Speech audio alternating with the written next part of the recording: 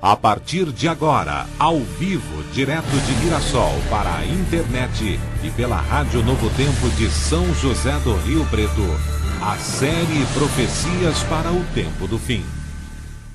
Nós saudamos a todos com a paz de Cristo. É sempre uma alegria estarmos reunidos para mais um estudo da Palavra de Deus.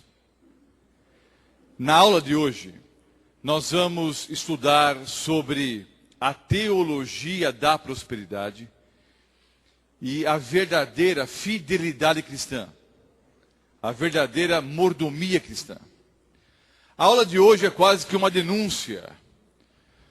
Eu espero que muitas pessoas, ao estudarem conosco a Bíblia, possam entender que essa chamada teologia da prosperidade, que está infelizmente na moda no mundo evangélico e infelizmente permeando algumas outras, denominações, especialmente igrejas mais tradicionais, também estão embarcando nessa história da teologia da prosperidade, que basicamente ensina o seguinte: quanto mais eu dou a Deus, mais Deus me devolve em troca. É um toma lá da cá.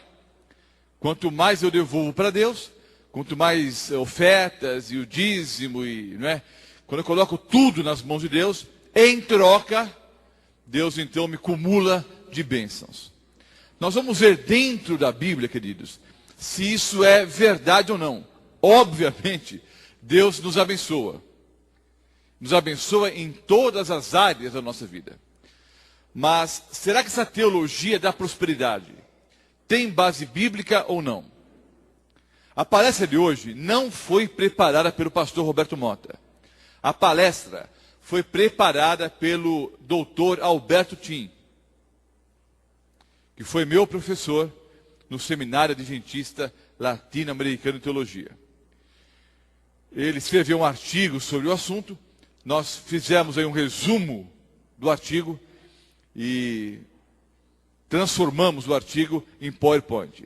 Está totalmente disponível no site www.profeciasparotempodofim.com.br. Então, a palestra de hoje é a teologia da prosperidade e a verdadeira mordomia cristã, já disse, baseado no artigo preparado pelo Dr. Alberto Tim. Vou mostrar para vocês, de forma bem resumida, o que ensina a teologia da prosperidade. E vou citar um autor muito conhecido, e que é, no Brasil, talvez o maior defensor dessa falsa doutrina, que é o bispo Edir Macedo. Vejam o que ele diz. Dar o dízimo, entendam bem, não é o que a Igreja Adventista do Sétimo Dia diz. O que eu vou ler agora é o que ensina o bispo Edir Macedo, que sintetiza o que a maioria das igrejas que pregam a teologia da prosperidade ensinam por aí. Então vejam o que ele diz, ou o que diz a teologia da prosperidade. Dar o dízimo é candidatar-se a receber bênção sem medida, de acordo com o que diz a Bíblia, sobre os aspectos físicos, espiritual e financeiro. Quando pagamos o dízimo a Deus, Ele fica na obrigação de cumprir a sua palavra. Não está sublinhado no livro. Eu sublinhei para chamar a atenção. Então vejam, quando pagamos o dízimo, quando damos ofertas a Deus, Ele fica na obrigação de cumprir a sua palavra, queridos. Deus pode ser obrigado a fazer alguma coisa? Outro ponto. A palavra de Deus não basta, queridos. Quer dizer, eu preciso então, de alguma forma, colaborar para que Deus coloque sua palavra em prática. Não sei se vocês já viram por aí uma frase muito comum em repartições públicas, por exemplo. Já vi também em ônibus, um adesivo com a seguinte frase: a minha educação depende da sua. Já viram essa frase por aí? Ou já ouviram alguém dizendo isso? A minha educação depende da sua. Isso é uma tremenda idiotice. A minha educação não depende de ninguém. Ou eu sou educado ou não sou. A minha educação só depende do Roberto Mota. Citei essa frase para mostrar o seguinte. A ideia aqui do bispo Edir Macedo é que quando pagamos o dízimo, Deus fica na obrigação de cumprir a sua palavra. Então é mais ou menos o seguinte. É como se Deus estivesse dizendo, olha, devolvam o dízimo, aí eu cumpro a minha palavra. Quer dizer, a minha palavra depende de vocês. Vocês acham que é assim, queridos? Vocês acham que Deus pode ser obrigado a fazer alguma coisa? Mas essa ideia de obrigar a Deus a fazer uma coisa é muito comum nessas igrejas neopentecostais e no mundo evangélico de modo geral. É muito comum hoje você ouvir pastores orando. Pode ser pastor, bispo, pastora, bispa. Orando da seguinte maneira. Eu determino que tal coisa vai acontecer. Queridos, ninguém pode determinar coisa alguma, a não ser Deus. Eu determino que o Senhor Deus vai te curar. O que é isso, queridos? Eu oro e digo, seja feita a tua vontade. E digo ainda, se for da tua vontade, Senhor. Agora, esse tipo de frase, eu determino, exemplifica de maneira muito clara o que estamos mostrando aqui na frase do bispo Edir Macedo. É que, segundo eles, Deus é obrigado a fazer aquilo que nós estamos pedindo. Porque eu sou fiel. Então, por ser fiel, Deus fica na obrigação agora de me abençoar. Então, ele fica na obrigação de cumprir sua palavra. Repreender os espíritos devoradores, que desgraçam a vida do homem. Atuando nas doenças, nos acidentes, nos vícios, na degradação social e em todos os setores de atividade humana.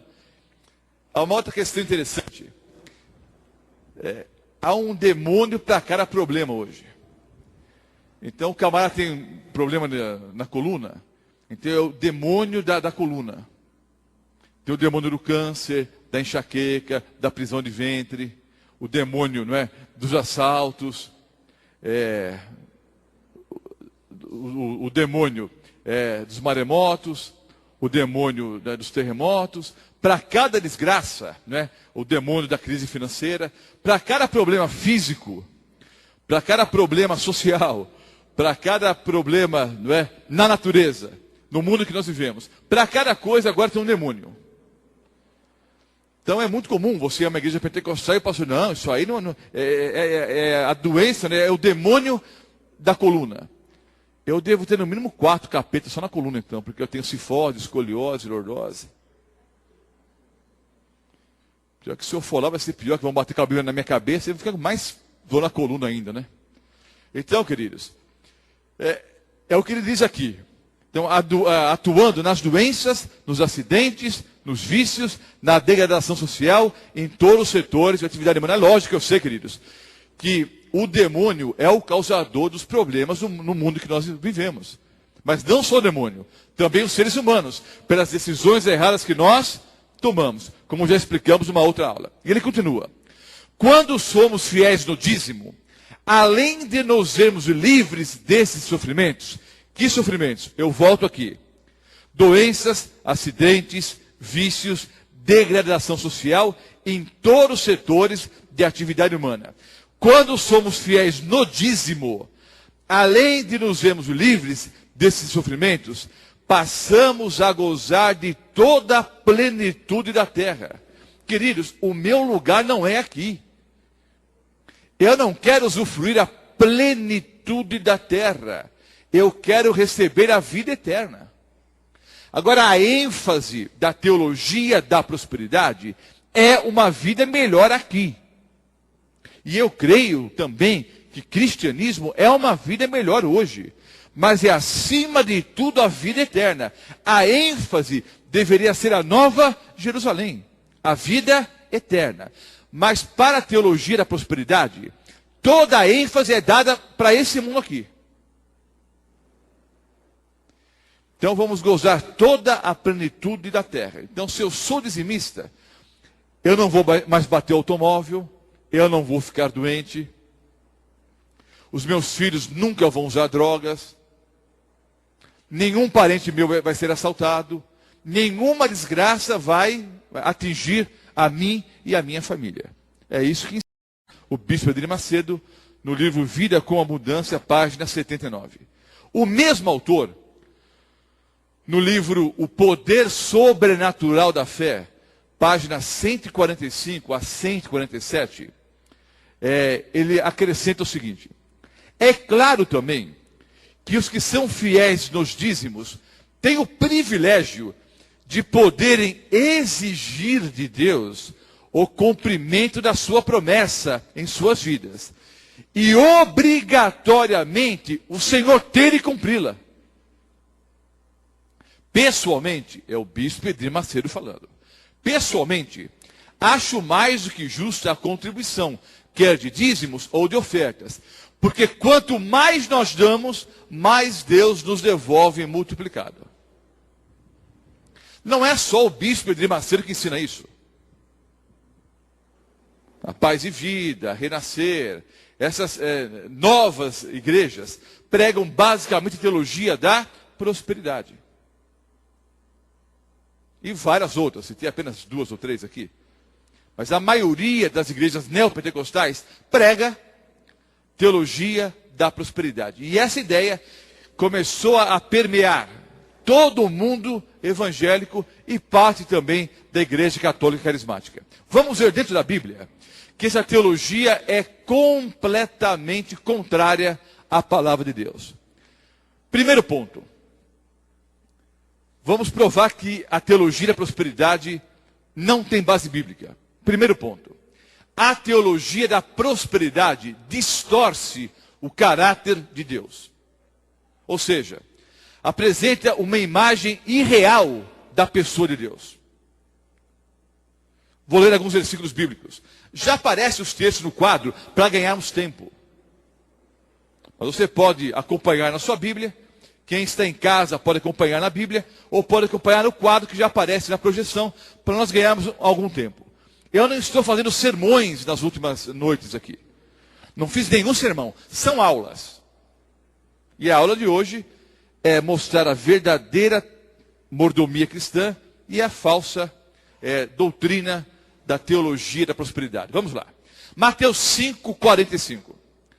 Para que vos torneis filhos do vosso Pai Celeste, porque Ele faz nascer o seu sol sobre maus e bons, e vir chuvas sobre justos e injustos. Entenda uma coisa, irmãos. Uma grande parte das bênçãos que Deus dá aos seres humanos, dá a todas as pessoas, quer sejam elas boas ou más. O sol, queridos, é uma bênção de Deus ou não?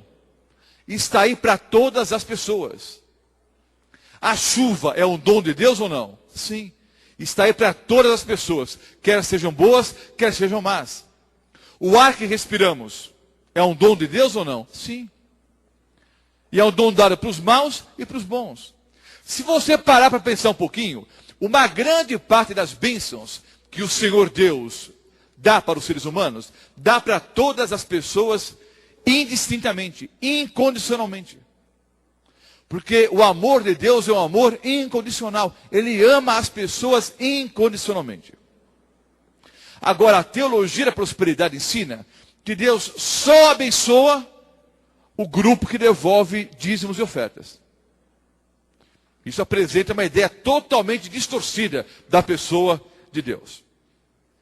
Segunda carta do apóstolo Pedro, o capítulo 3, o versículo 9.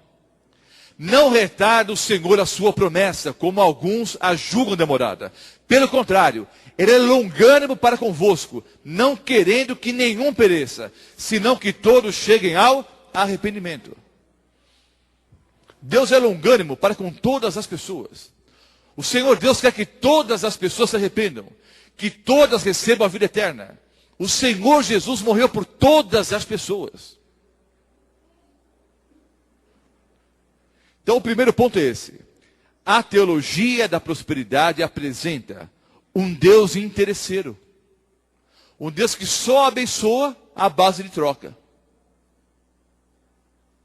Distorce, então, o caráter do nosso querido, bondoso e amorável Deus. O segundo ponto. A teologia da prosperidade apresenta uma imagem utópica da existência humana dentro do conflito entre o bem e o mal. Conflito cósmico entre o bem e o mal. Vou explicar. A teologia da prosperidade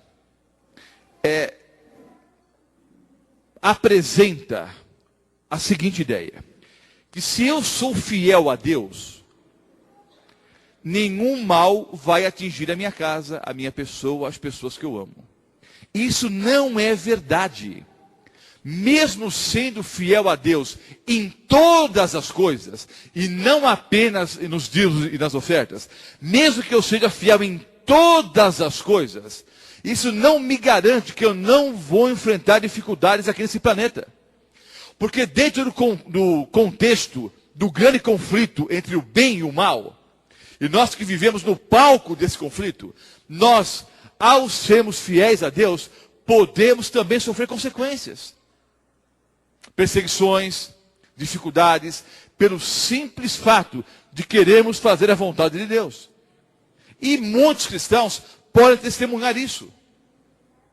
Quantas pessoas, para abraçarem a Jesus como Salvador e Senhor, tiveram que deixar uma amizade, às vezes um relacionamento, um casamento.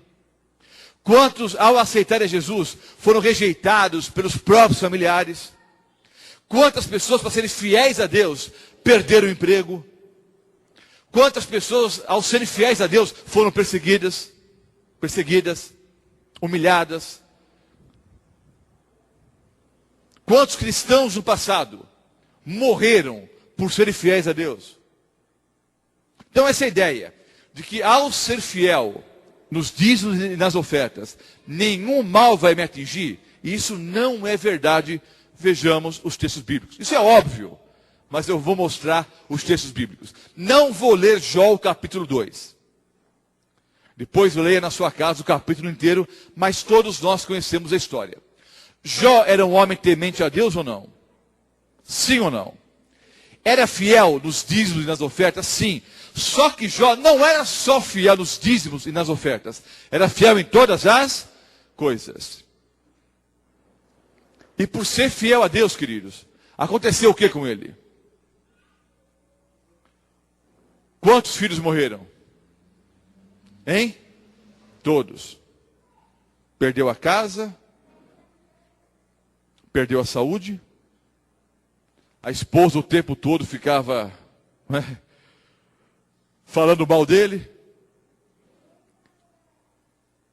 perdeu o dinheiro, perdeu as posses materiais, perdeu tudo que ele possuía.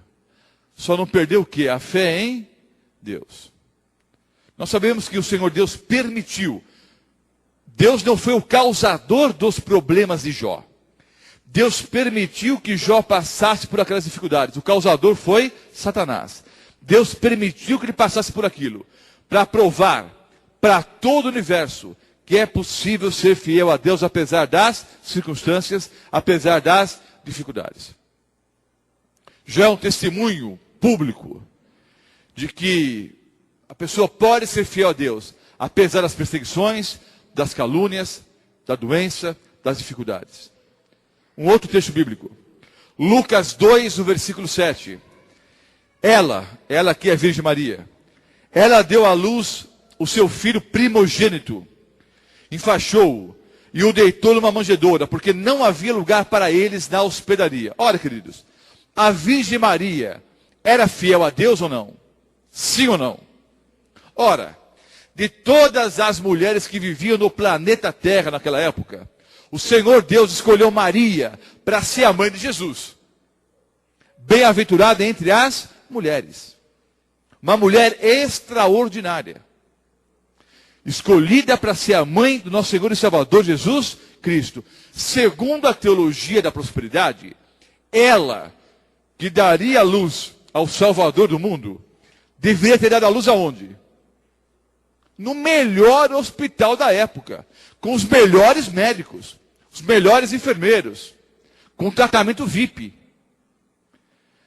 Mas a Virgem Maria deu à luz num estábulo, perto de vaca, galinha, jumento, porque não havia um lugar para eles na hospedaria. Outro texto bíblico. Mateus 8, versículo 20. Mas Jesus lhe respondeu: as raposas têm os seus covis, as aves do céu ninhos, mas o Filho do Homem não tem onde reclinar a cabeça. Mateus 8, versículo 20. O Senhor Jesus era fiel ao Pai ou não? Sim ou não? E ele disse: olha, as raposas têm as suas tocas, têm os seus covis. Os passarinhos têm os ninhos. Eu não tenho nenhum travesseiro. Eu não tenho um lugar para reclinar a minha cabeça. Deixou as mansões celestiais, deixou o trono de glória e veio a esse mundo em humildade para morrer em nosso lugar na cruz do Calvário.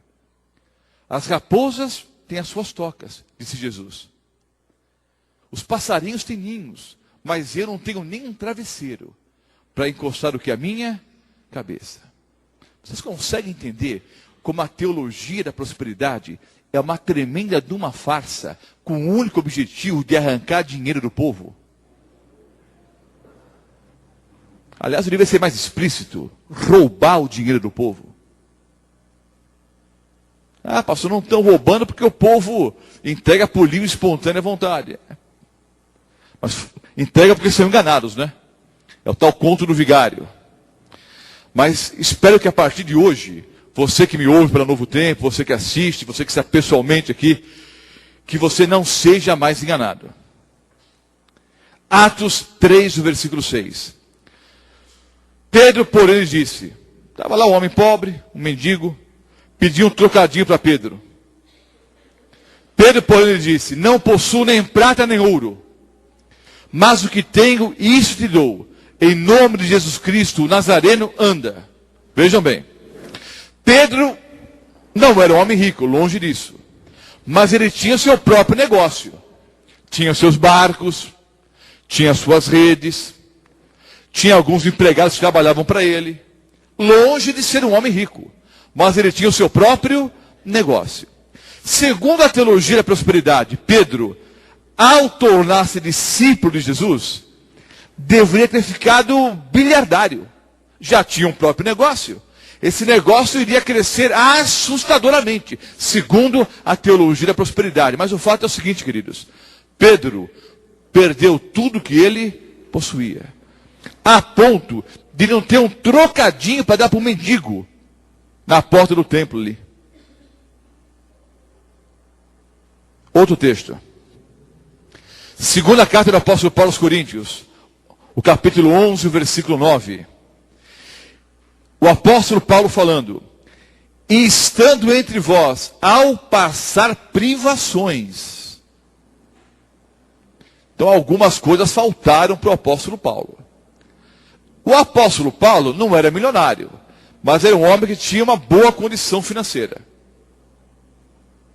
Era um líder entre os judeus, membro do Sinédrio, um homem culto, que tinha sua casa, tinha empregados, era um homem casado, porque para ser membro do Sinédrio, obrigatoriamente tem que ser alguém casado. Agora o apóstolo Paulo, ao abraçar Jesus, ele perde tudo. Perdeu a família, provavelmente, perdeu a casa, sua posição, o seu trabalho, os bens materiais, os empregados, as pessoas que o serviam. Perdeu tudo, por amor a Cristo Jesus. Estando entre vós, ao passar privações, não me fiz pesado a ninguém, pois os irmãos, quando vieram da Macedônia, supriram o que me faltava. E em tudo me guardei e me guardarei de vos ser pesado. Ainda o apóstolo Paulo, na segunda carta, o capítulo 12, os versículos 7 a 10. E para que não me ensoberbecesse com a grandeza das visões, ou das revelações, foi-me posto um espinho na carne. Nós não sabemos ao certo o que era esse espinho na carne, queridos. Algumas pessoas dizem que era um problema físico, Outros que era uma perseguição movida por algumas pessoas que sempre estavam ao lado de Paulo. Alguns diziam que era uma pessoa endemoniada que sempre estava atrás de Paulo. Há várias hipóteses. Mas nós não temos um claro assim, diz o Senhor. Uma hipótese mais provável é que talvez o apóstolo Paulo tivesse um problema na visão. Mas eu também não posso afirmar isso. O fato é que o apóstolo Paulo tinha um espinho na carne que de alguma forma atrapalhava a sua vida. Ele estava descontente com aquele espinho na carne. Mensageiro de Satanás, para me esbofetear, a fim de que não me exalte. Por causa disso, 3 vezes pedi ao Senhor que eu afastasse de mim. 3 vezes. Então ele me disse, Deus respondeu a oração, a minha graça te basta. Como é que o Senhor Deus atendeu a oração de Paulo? Disse sim ou disse não? Disse não. Paulo 3 vezes pediu que Deus tirasse aquele espinho da carne. E Deus disse não. A minha graça te basta. Porque o poder se aperfeiçoa na fraqueza. Aí o apóstolo Paulo conclui então. De boa vontade, pois, mais me gloriarei nas fraquezas, para que sobre mim repouse o poder de Cristo. Pelo que sinto prazer nas fraquezas, nas injúrias, nas necessidades, nas perseguições, nas angústias, por amor de Cristo. Porque quando sou fraco, então é que sou forte. O apóstolo Paulo sofreu fraquezas, injúrias, necessidades, perseguições e angústias. Você consegue enxergar como a teologia da prosperidade é uma farsa? O apóstolo Paulo, para seguir a Cristo, abandonou tudo que ele possuía. 2 Timóteo 3, o versículo 12. Ora, todos, vejam bem queridos, todos, não apenas alguns não, todos quantos querem viver piedosamente em Cristo Jesus serão perseguidos. Se você, ao abraçar a Jesus como Salvador e Senhor, não teve que abrir mão de nada, questione a sua conversão. Repito, se ao abraçar a Jesus como Salvador e Senhor, ou para ser cristão, você não teve que abrir mão de nada, você pode parar hoje e questionar a sua conversão. É impossível abraçar a Jesus como Salvador e Senhor e não sofrer algum tipo de perseguição. É impossível ser verdadeiro cristão sem ter que abrir mão de algumas coisas. Pode ser um relacionamento, uma amizade, um trabalho, vícios com certeza.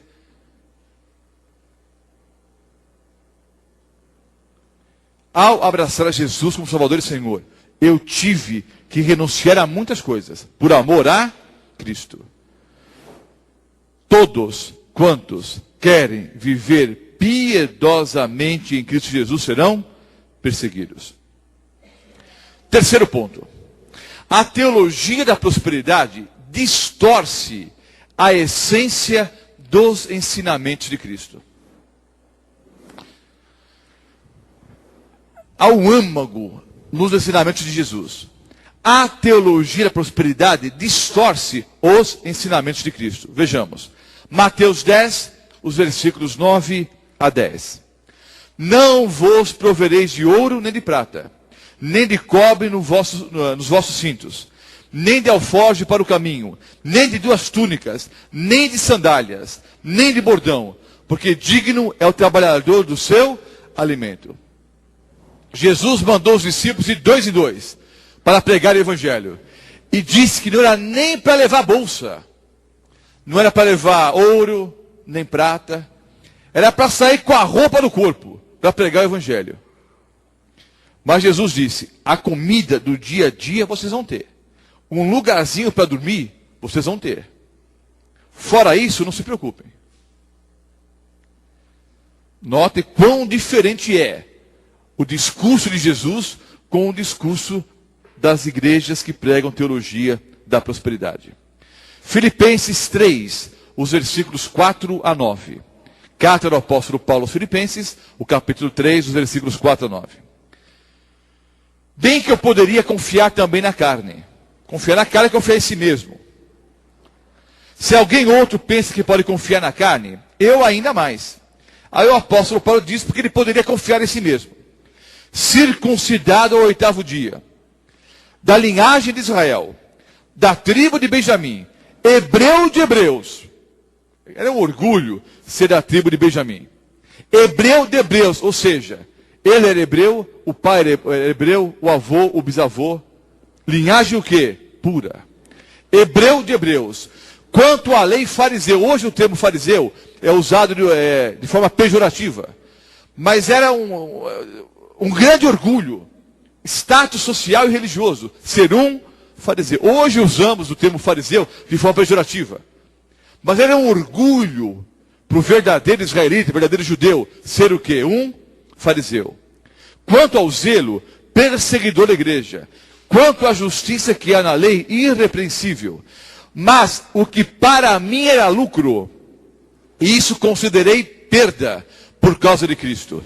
Sim, deveras considero tudo como perda, por causa da sublimidade do conhecimento de Jesus Cristo, meu Senhor, por amor do qual perdi todas as coisas, e as considero como refúgio. Algumas traduções dizem esterco, e o termo no original é esterco, mas não é bem esterco, é um negócio um pouco pior do que esterco. É esterco, é a mesma coisa, mas a palavra é um pouquinho pior. É isso que você está pensando mesmo. O apóstolo Paulo diz, olha, tudo que eu tinha, eu perdi por amor de Cristo. Só que eu descobri que tudo que eu tinha era esterco, era titica. Porque agora eu ganhei a Cristo. E sou achado nele. Não tendo justiça própria, que procede da lei, senão é que é mediante a fé em Cristo, a justiça que procede de Deus, baseada da fé. Então o apóstolo Paulo perdeu tudo o que ele possuía para seguir a Cristo. Mateus 6, os versículos 2 a 4 e Mateus 6, 19 a 21. Vamos ler o texto aqui. Mateus 6, os versículos 2 a 4.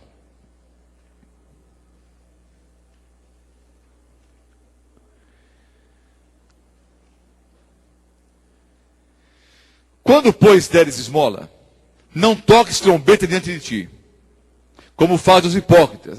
Quem tem fé de 5? Quem tem fé de 10? Quem tem fé de 50? Né? 5 reais, 10 reais, 50 reais. Quem tem fé de 1.000 reais? Isso vai contra o ensinamento bíblico. Quando, pois, deres esmola, não toques trombeta diante de ti, como fazem os hipócritas, nas sinagogas e nas ruas, para serem glorificados pelos homens. Em verdade vos digo, que eles já receberam a recompensa. Tu, porém, ao dares a esmola, ignora a tua mão esquerda o que faz a tua mão direita, para que a tua esmola fique em secreto, e o teu pai que vem em secreto te recompensará. Versículos 19 a 21. Não acumuleis para vós outros tesouros sobre a terra. O texto que eu li, a frase que eu li do Bispo Macedo, diz que quando nós devolvemos o dízimo, nós gozamos de toda a plenitude da terra. É o que ensina o Bispo Macedo e as igrejas que pregam a teologia da prosperidade. Jesus veio e diz o contrário.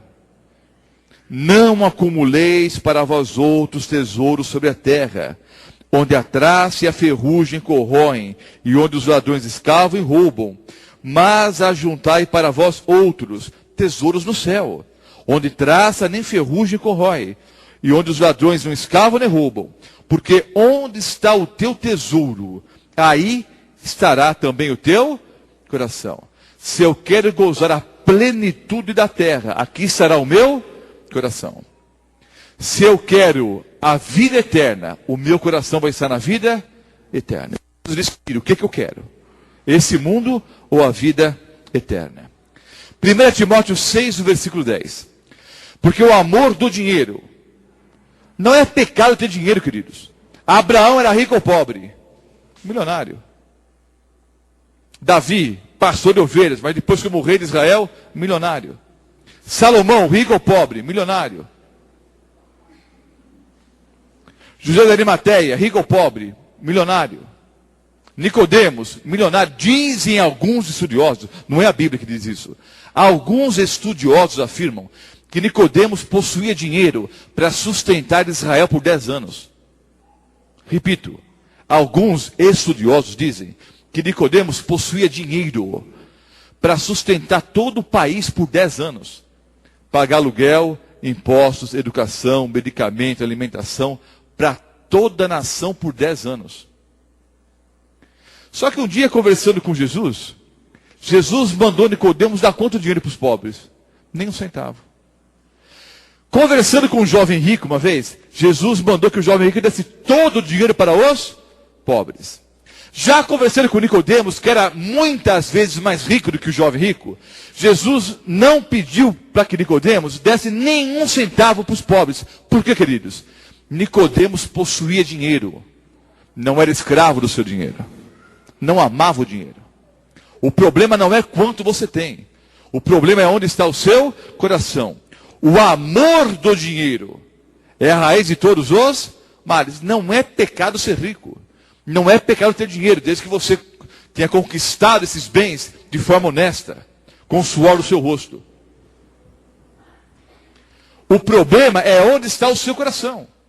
Ah, pastor, a maioria de nós que ouvimos a palestra nesse momento, somos pessoas de baixo poder aquisitivo. Somos pessoas humildes, pastor. Não precisa tocar nesse assunto. Preciso sim. Porque, insisto, o que está no foco aqui, não é quanto dinheiro você tem, é onde está o seu coração. Eu conheço homens milionários, que têm 4, 5, 6, 8, 10 automóveis importados. E o coração deles está nos bens materiais. Por outro lado, eu conheço pessoas que têm um fusquinha, mas a vida deles é fusquinha. Eu conheço pessoas que têm centenas de imóveis pelo Brasil e pelo mundo afora. E o coração deles está nos bens materiais. Agora, eu conheço também pessoas que têm um terreno de 10 por 25, sem escritura definitiva. Aliás, é meio lote, 5 por 25. Sem escritura definitiva. E a vida dele é aquilo ali. Então não importa quanto você tem. Você pode ser milionário e temente a Deus. Nicodemos é um exemplo. Milionário. Mas o seu coração não estava nos bens materiais. O que faltava para Nicodemos era só o batismo. Por isso que Jesus apelou, não é? Em João capítulo 3, para que ele fosse o quê? Batizado.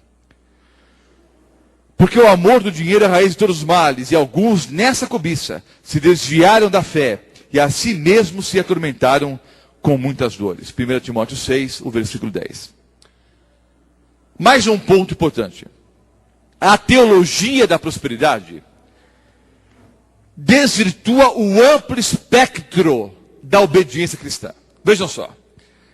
A ênfase da teologia da prosperidade é a obediência em relação a dízimos e ofertas. Aliás, eu acho até estranho, porque as mesmas igrejas que ensinam que o Antigo Testamento foi abolido, continuam insistindo em relação a dízimos e ofertas.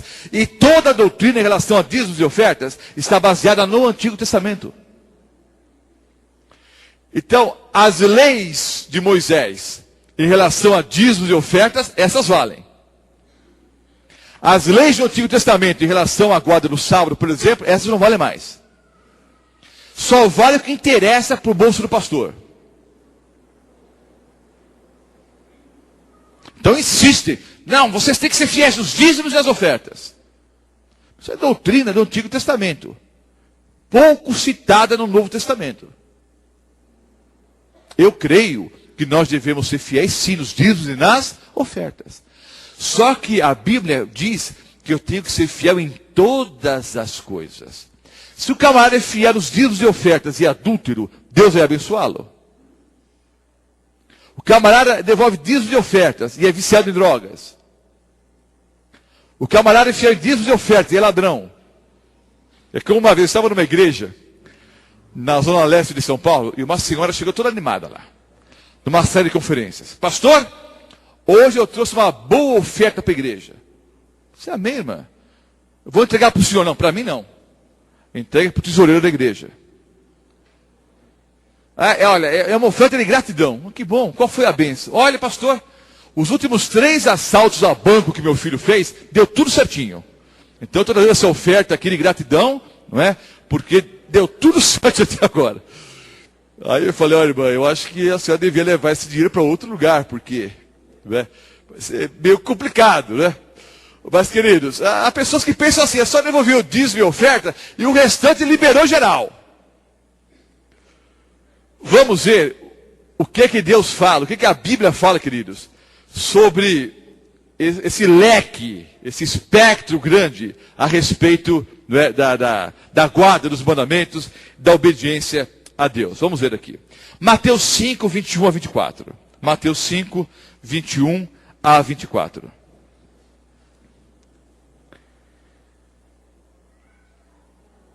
Ouvistes que foi dito aos antigos: não matarás. E quem matar estará sujeito a julgamento. Eu, porém, vos digo que todo aquele que sem motivo se irá contra seu irmão será sujeito a julgamento. E quem proferir um insulto a seu irmão será sujeito a julgamento do tribunal. E quem lhe chamar tolo será sujeito ao inferno de fogo. Já estudamos esse assunto no inferno de fogo numa aula anterior. Se, pois, ao trazeres ao altar a tua oferta, ali te lembrares de que teu irmão tem alguma coisa contra ti, deixa perante o altar a tua oferta. Vai primeiro reconciliar-te com teu irmão, e então, voltando, faz a tua oferta. Se ao chegar à igreja, antes de dar uma oferta, você se lembrar que o seu irmão tem alguma coisa contra você, ou vice-versa, Jesus disse, deixa a oferta no canto. Vai primeiro reconciliar-te com o teu irmão. Depois você volta e devolve a oferta. Você já viu alguém ensinando isso nas igrejas por aí? Dizendo, irmão, a tua oferta não tem nenhum valor para Deus se você está brigado com alguém. A igreja vai aceitar o dinheiro. Se for uma igreja honesta, vai até utilizar o dinheiro de uma maneira honesta. Se essas igrejas por aí que amarram põem o dinheiro dentro de um saco de lixo, amarra a boca do saco de lixo, põe nas costas e sai correndo, aí não acreditam muito não. Mas mesmo que você dê um dinheiro para uma boa causa, e o dinheiro que vai ser utilizado de maneira honesta, no teu relacionamento com Deus não valeu nada. Porque Jesus disse, está obrigado com alguém? Quer dar uma oferta? Antes, você se reconcilia com seu irmão. Depois você vem e traz o quê? A oferta. Malaquias, eu vou ler aqui o capítulo 1. Normalmente, quando se fala em dízimos e ofertas, só é citado o final do livro de Malaquias. Só que o livro do profeta Malaquias é um todo, é um sermão, é um discurso, que tem começo, meio e fim. Vamos entender esse amplo espectro da obediência divina. Vamos entender no próprio livro do profeta Malaquias que não é só devolver dízimos e ofertas, não. O que Deus está exigindo através do discurso do profeta Malaquias é obediência em todas as coisas. Vamos ver aqui. O ideal seria ler o livro todo, não há tempo, depois ler em casa. Em 15 minutinhos, 20 no máximo, você lê todo o livro. Malaquias 1, o versículo 6.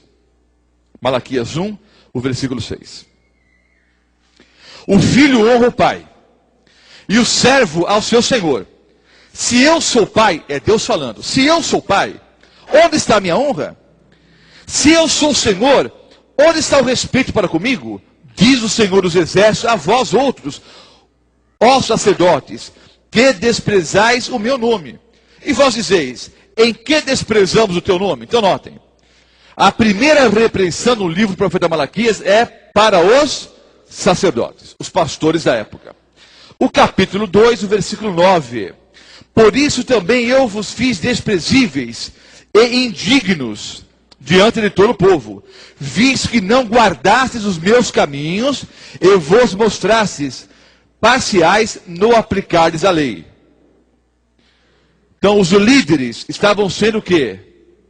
Parciais ao apresentarem a lei. E não estavam andando de acordo com os princípios divinos. Versículo 11 do mesmo capítulo. Judá tem sido desleal, e a abominação se tem cometido em Israel e em Jerusalém. Porque Judá profanou o santuário do Senhor, o qual ele ama, e casou com a adoradora de Deus estranho, julgo desigual. O povo do Senhor estava se misturando com o quê?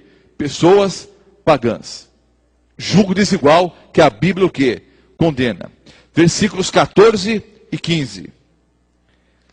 E perguntais, por quê? Porque o Senhor foi testemunha da aliança entre ti e a mulher da tua mocidade, com a qual tu foste desleal, sendo ela a tua companheira e a mulher da tua aliança. Não fez o Senhor um, mesmo que havendo nele um pouco de espírito? E porque somente um? Ele buscava a descendência que prometera.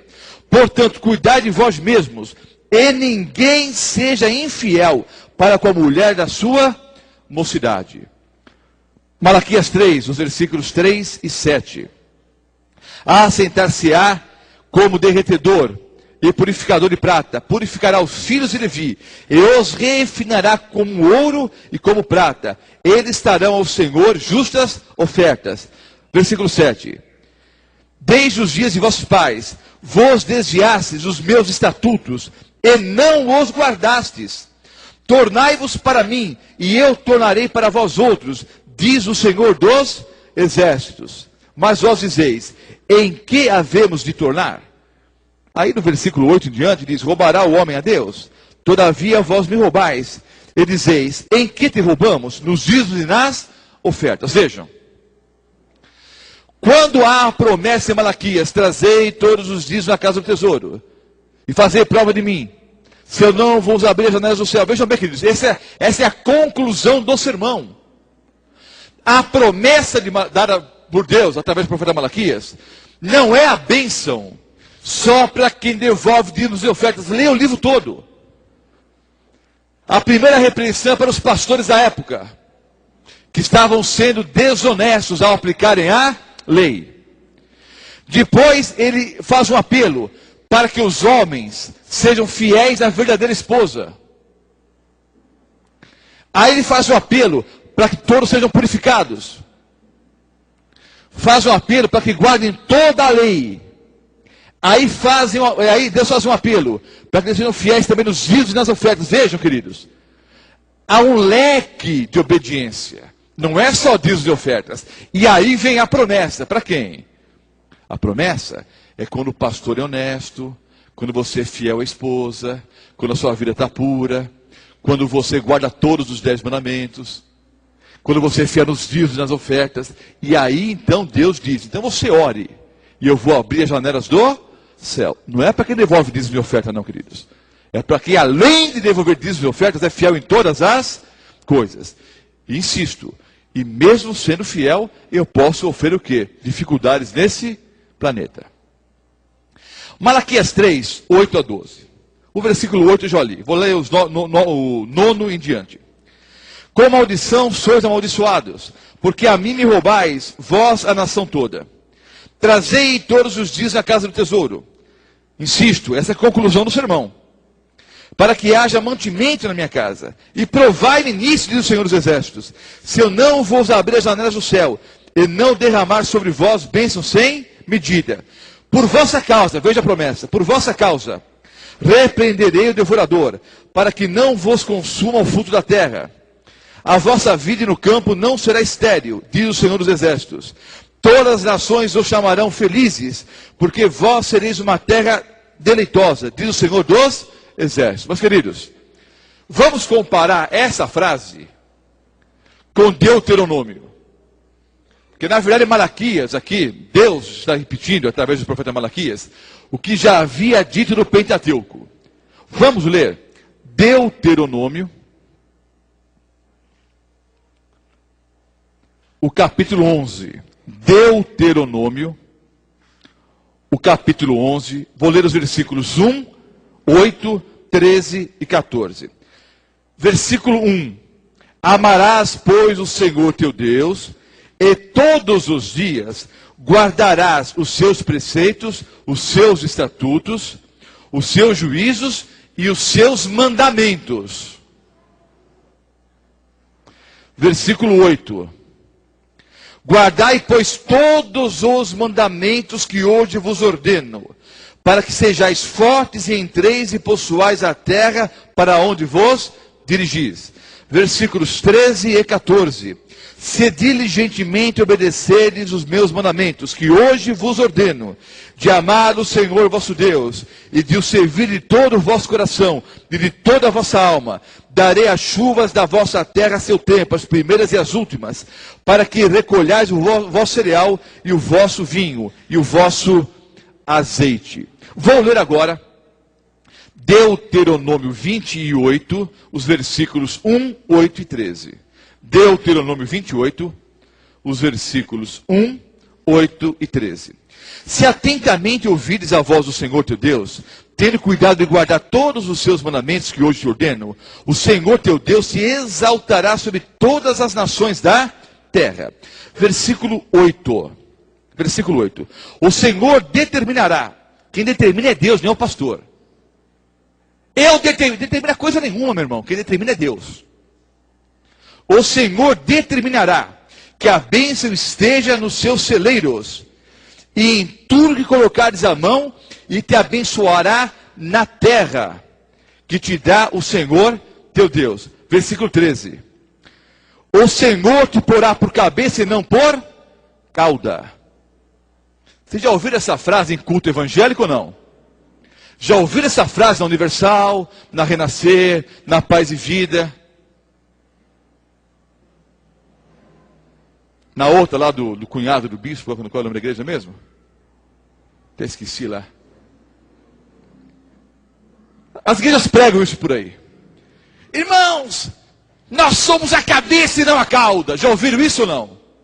É só que o texto diz, queridos, que é cabeça e não cauda quem guarda os 10 mandamentos do sábado. Agora, por ignorância ou por desonestidade, é mais desonestidade que ignorância, ensinam que o sábado foi abolido. Esse é o tema da aula de amanhã.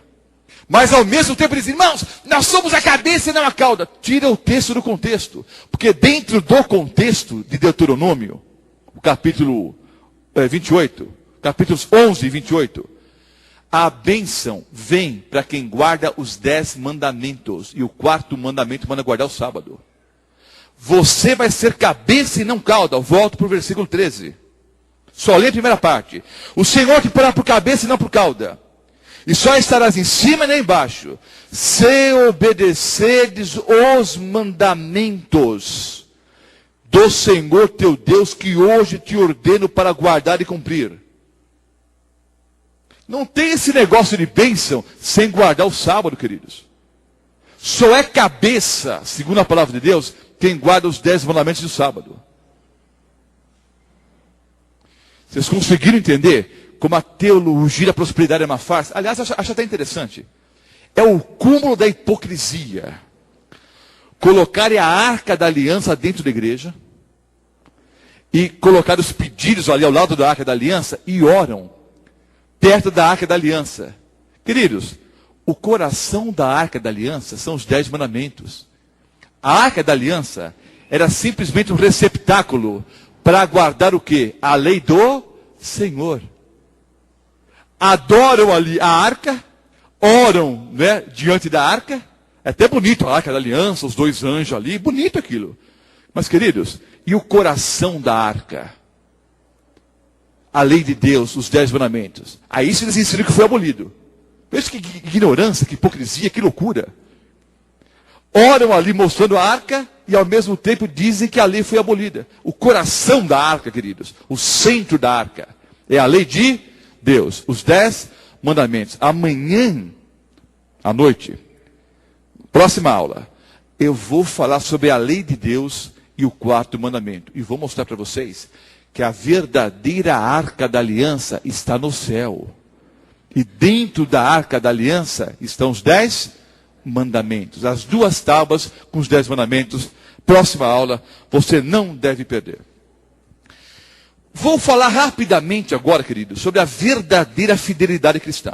Deu para entender que a teologia da prosperidade não tem base bíblica. Eu estava no restaurante algum tempo atrás, conversando com uma pessoa de uma outra denominação, E essa pessoa me disse, pastor, eu aprendi na minha igreja que pelo menos 80% da Bíblia fala em dinheiro. Mas que Bíblia é essa? Eu perguntei para ele, mas que Bíblia é essa? Porque tudo hoje nas igrejas gira em torno de dinheiro. Alguns são até assustados porque nós não tiramos nenhuma ofertinha aqui, nenhuma noite. Não tiramos mesmo. O único culto onde as pessoas têm o privilégio de devolver dízimos e ofertas na igreja adventista é o sábado pela manhã. É justo devolver o dízimo e devolver as ofertas a Deus. Mas tem que ser fiel em todas as coisas. Vou mostrar agora dentro da Bíblia o que é a verdadeira mordomia cristã. A verdadeira fidelidade cristã. Vejam só. Vou mostrar os princípios. Porque entendo que o princípio é mais importante. Qual é o princípio bíblico da verdadeira fidelidade? Não só em relação ao dinheiro. É o dinheiro, os talentos que Deus me dá, o tempo, o templo do Espírito Santo que é meu corpo. Não é só dinheiro. É o dinheiro, o tempo, os talentos, o meu corpo. Princípios. Salmo 24, versículo 1. Ao Senhor pertence a terra, e tudo o que nela se contém, o mundo e o que neles habitam. Primeiro ponto, tudo pertence a Deus. Isso é um princípio. Tudo já é de Deus. Então não tem um toma lá da cá, tudo já é de Deus mesmo. Ele colocou 100% na sua mão, mas tudo é dele. Mas ele pegou o que era dele e pôs nas suas mãos. E só pede como prova da sua fidelidade que você devolva 10%. Como dízimo ao Senhor. Ele não precisa do seu dinheiro, queridos. Tudo pertence a Deus. É só uma prova de fidelidade. Ageu 2, versículo 8. O Senhor Jeová diz, minha é a prata, meu é o ouro, diz o Senhor dos exércitos. Queridos, as ruas do céu são de ouro. O material mais simplesinho que tem no céu é ouro. Tem tanto ouro no céu que pavimentaram as ruas de ouro. O Senhor Deus diz, minha é a prata, meu é o ouro. Ageu 2, versículo 8. Outro princípio. Mateus 6, 33. Buscai, pois, em primeiro lugar o seu reino, ou o reino de Deus, e a sua justiça. E todas estas coisas o serão acrescentadas. Qual é o princípio? Buscar em primeiro lugar a Deus. Eu estava no Rio Grande do Sul. Eu não sou gaúcho, eu sou paulistano. Tem a cara de sulista, não é? Eu nasci e me criei em São Paulo, no bairro de Ipiranga. Também não sou filho de alemães, como alguns me perguntam. Eu sou filho de portugueses e russos.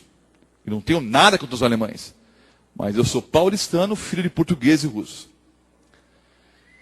Eu estava trabalhando no Rio Grande do Sul. E fui convidado para almoçar na casa de um homem muito rico. Mais rico mesmo. A esposa era temente a Deus, os filhos eram tementes a Deus. Mas o homem não tomava uma posição ao lado de Jesus. Fui convidado então para conversar um pouquinho com ele, né? Passamos uma tarde juntos. Então eu fui almoçar na fazenda desse homem, uma das fazendas. Almoçamos, depois saímos um pouquinho à tarde ali, né, pela fazenda. Depois de alguma conversa, nós paramos ali num patamar um pouco mais elevado. E aquele homem me disse, Roberto, você consegue enxergar aquela montanha ali? Está vendo aquela montanha lá embaixo? Eu olhei assim, claro, enxergo sim. Ele me disse, tudo que você puder enxergar até aquela montanha é meu. Está vendo aquele lago ali? Atrás do lago não tem um bosque. Atrás do bosque não tem uma colina. Tudo que você chegar nessa direção é meu. Está vendo ali a minha pista de pouso? Está vendo meus aviões ali, os meus jatos? Não tem um rio ali? Ele foi apontando. Você está enxergando? Tudo que você puder enxergar nessa direção é meu. Aí ele apontou na outra direção, mesma coisa. Apontou para os 4 pontos cardeais. E me disse, tudo que você puder enxergar, até onde, né, a sua visão puder alcançar, tudo me pertence. Dentro da fazenda do homem, tinha 3 vilarejos. 3 pequenas cidades dentro da fazenda do homem. A companhia elétrica era dele, a companhia de esgoto era dele, a loja de implementos agrícolas era dele, o barzinho era dele, o restaurante era dele. As 3 cidades pertenciam ao homem. As 3 cidades estavam dentro da fazenda desse homem. O posto de gasolina, todo mundo trabalhava para ele. Ele mal sabia o que tinha. Ele me disse, olha, tudo que você puder enxergar é meu. Eu disse, olha, eu vejo que o senhor é um homem muito rico. Eu sou mesmo, ele disse. Olha, eu queria perguntar para o senhor uma coisa. Quanto que o senhor tem nessa direção aqui? Nessa direção, o senhor tem o quê? Eu vejo que norte, sul, leste, oeste, né? Onde eu posso enxergar aqui, o senhor é um homem muito rico. Eu quero saber quanto que o senhor tem nessa direção aqui. Um outro testemunho simples. Eu dirigi uma programação em São Paulo. Uma semana de oração. E durante a semana, uma senhora, adventista do 7º dia, me abordou à saída da igreja e pediu que eu visitasse o seu patrão. Esse é o tipo do pedido complicado. É muito comum irmãs, especialmente, chegarem para o pastor dizendo, pastor, visita meu esposo. É claro, vamos visitar, mas o seu esposo quer a visita? Porque eu preciso saber se a outra pessoa quer a visita ou não. Ah, pastor, eu quero que o senhor visite meu filho. Tudo bem, eu vou lá, mas o seu filho quer a visita? Agora, veja a situação, não era nem parente, era o patrão.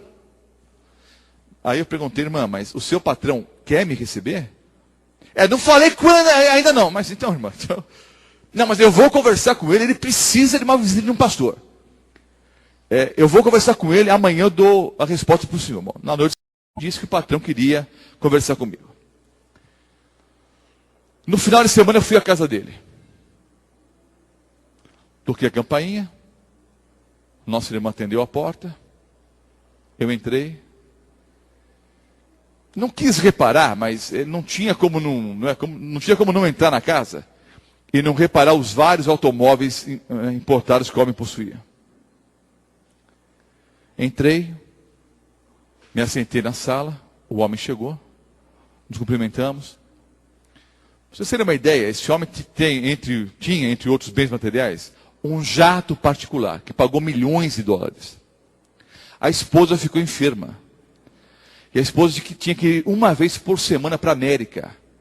Fazer um tratamento com um médico especialista lá. Ele comprou um outro jato para a mulher uma vez por semana para a América. Ah, precisa aí, querido? Então, em vez de comprar bilhete de avião toda semana, eu vou comprar um avião para você. Vocês terem uma ideia do poder aquisitivo desse homem. Eu fiquei com ele uns 15 minutos. Ele chorou 14 sem parar. Ele me disse, pastor, eu não sei quanto dinheiro eu tenho. Não sei. Eu tenho empresas na Alemanha, na Austrália, nos Estados Unidos, no Chile. Eu nem sei o que eu tenho de verdade. Mas uma coisa eu sei. A minha filha, de 16 anos, fugiu com um homem casado de mais de 40. E meu filho, de 14 anos, está até aqui na cocaína. Eu daria tudo o que eu tenho por um dia de paz e alegria. Eu daria tudo o que eu tenho por um dia de paz e de alegria. Qual é o princípio? Buscai em primeiro lugar o reino de Deus e a sua justiça. E todas as outras coisas que forem necessárias para a tua vida serão o quê? Acrescentadas. Mateus 6, 33. Mateus 23, 23. Ai de vós, escribas e fariseus hipócritas, porque dais o dízimo da hortelã, do endro e do cominho, mas tendes negligenciado os preceitos mais importantes da lei, a justiça, a misericórdia e a fé. Devias fazer essas coisas, ou seja, é para devolver dízimo e oferta sim, mas não deve esquecer o mais importante, o quê? A justiça, a misericórdia e a fé. Isso é um princípio. Não adianta devolver dízimo e oferta, esquecer a justiça, a misericórdia e a fé. Jesus disse, devolvam o dízimo. Devolvam ofertas, mas não esqueça o mais importante, a justiça, a misericórdia e a fé. Outro princípio, Segunda carta do apóstolo Paulo aos Coríntios, capítulo 9, versículo 7. Cada um contribua segundo tiver proposto no coração, não com tristeza ou por necessidade. Nem para ganhar alguma coisa em troca, né, irmãos? Então não é nem por tristeza, nem por necessidade. Porque Deus ama a quem dá com alegria. Isso é um princípio. Eu vou doar a Deus, não por necessidade, não por tristeza, não porque eu sou obrigado. Deus só aceita e ama aquele que dá com alegria. Provérbios 3, versículo 9, é um outro princípio. Honra o Senhor com os teus bens e com as primícias de toda a tua renda. Eu preciso dar o melhor que eu tenho para Deus. O melhor da minha vida, do meu tempo, dos meus talentos. Eu tenho dito, e posso dizer para essa igreja e para todos que me ouvem, no Brasil e fora do Brasil. A minha casa, por exemplo, não pode ser melhor do que a casa de Deus. Eu não posso ter mais conforto na minha casa que na igreja. Se isso acontece, está alguma coisa errada. O princípio foi quebrado. Eu tenho que honrar a Deus com o melhor. Se a minha casa é melhor do que essa igreja aqui, está alguma coisa errada com o princípio. Nós estamos quebrando o princípio bíblico. Se eu fico mais confortável em casa do que aqui, está alguma coisa errada. Se é mais agradável ficar em casa do que na igreja, está alguma coisa errada. Eu preciso dar o melhor para Deus. É um princípio, Provérbios 3, versículo 9. Eu tenho que ser fiel nos dízimos e nas ofertas, mas tenho que ser fiel em todas as coisas. E mesmo sendo fiel, eu posso sofrer as consequências do mundo de pecado que eu vivo. Eu sou um pastor. Terminada a palestra, vou pegar meu automóvel junto com o pastor Anderson Calado. E vamos embora para Rio Preto, pertinho, 15 quilômetros só. Olha, nós podemos bater o carro hoje à noite? Sim. Posso morrer hoje? Sim. Posso ter uma parada cardíaca hoje? Sim, espero que não, né? Mas para morrer basta estar vivo. Então essa ideia de que devolvendo dízimos e ofertas não vou ter nenhum problema, já vimos que é tudo que? Farsa. Não resiste ao estudo da Bíblia. Eu tenho que ser sim fiel em todas as coisas. Com o meu tempo, com o meu dinheiro, com os meus talentos, com o meu corpo. Devo ser fiel nos dízimos e nas ofertas. Mas não me esquecendo de todos os mandamentos de Deus. Encerro dizendo o seguinte. Eu vi uma história quando eu era criancinha, lá na igreja do Ipiranga, lá em São Paulo, há muitos anos atrás, eu nunca esqueci. É uma história que eu conto para crianças, mas vale para todo mundo. Uma criancinha, um menino, ganhou da mamãe 2 moedinhas. Vamos imaginar que fossem 2 moedinhas de R$1. Então ele recebeu R$2. 2 moedas exatamente iguais. E a mamãe disse, olha filho, essa moedinha de R$1 é sua. E a outra moedinha é de Jesus. Quando você for à igreja, no sábado pela manhã, você devolve essa moedinha como oferta ao Senhor. As 2 moedinhas. Uma é sua, a outra é de Jesus. Ele pegou as 2 moedinhas e saiu de casa contente, com as 2 moedinhas na mão. E ficou pensando, o que eu vou fazer com a minha moeda? Compro uma fruta? Compro figurinhas? Guardo?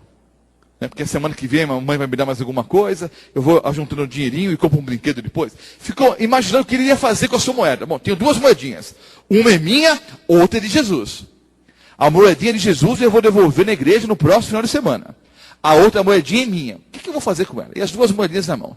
Foi andando com as 2 moedinhas pelas ruas, de repente ele tropicou, perdeu o equilíbrio. E uma das moedinhas caiu da sua mão. E ele correu atrás da moedinha. A moedinha foi rolando e caiu no bueiro. Aí ele olhou triste e começou a chorar. Lá se foi a moedinha de Jesus. Normalmente é o primeiro dinheiro que vai a moedinha de Jesus, né, irmãos? Vamos ser fiéis em todas as coisas. Com o nosso corpo, vamos honrar a Deus. Com o nosso tempo, vamos dedicar tempo da nossa vida para estudo da Bíblia, para a leitura de bons livros, para a pregação do Evangelho, para fazer o bem. Vamos usar os talentos que Deus nos deu para ajudarmos o próximo. E vamos pegar parte do dinheiro que pertence a Deus, tudo é de Deus. Parte, o dízimo, nós vamos devolver como prova do nosso amor para com Deus. E vamos dar ofertas, de acordo com aquilo que nós estamos propondo em nosso coração. Dando com alegria. O apelo que eu faço é que todos nós, que estamos aqui hoje à noite, os que nos ouvem pela Novo Tempo, e os que nos assistem via internet, tomem a decisão. A decisão de ser fiéis a Deus em todas as coisas. Vamos colocar em pé e vamos orar. Amado Pai Celestial, estudamos dentro da Tua Palavra a teologia da prosperidade, que é uma falsa doutrina que está envenenando uma grande parte das igrejas chamadas cristãs. Mas agora nós conhecemos a verdade. E nós não queremos mais ser enganados. Mais do que isso, nós queremos advertir outras pessoas para que aceitem única e exclusivamente o que está escrito na Tua Palavra, Senhor. Apenas o assim diz o Senhor. Apenas o que está escrito nas Sagradas Escrituras. Também estudamos um pouquinho a respeito da verdadeira mordomia cristã, da verdadeira fidelidade cristã. E nós queremos ser fiéis, Senhor, em todas as coisas. Queremos guardar todos os mandamentos. Inclusive, queremos ser fiéis também nos dízimos e nas ofertas. Mas também queremos honrar ao Senhor através do nosso corpo, do nosso tempo, dos nossos talentos. Queremos ser fiéis, Senhor, nos mínimos detalhes, o tempo todo, em todas as coisas. Para que tenhamos certeza absoluta de que acima desse mundo mal, receberemos das Tuas mãos a coroa da vida eterna. Obrigado, Senhor, pela Tua Palavra. Obrigado, Senhor, pelas verdades que temos aprendido em cada aula. Dá-nos coragem, Senhor, para tomarmos uma posição ao lado da verdade. Abraça-nos nesse momento, Senhor. Perdoe os nossos pecados. Oramos em nome do Senhor Jesus. Amém. Na próxima aula, nós vamos estudar sobre os mandamentos de Deus, a lei do amor. E vamos estudar um pouco sobre o quarto mandamento. Você não pode perder essa aula em hipótese alguma. Deus abençoe a todos e fiquem na paz de Cristo. Este programa foi transmitido ao vivo, direto da Igreja Adventista do Sétimo Dia em Mirassol. Voltamos agora com a nossa programação normal.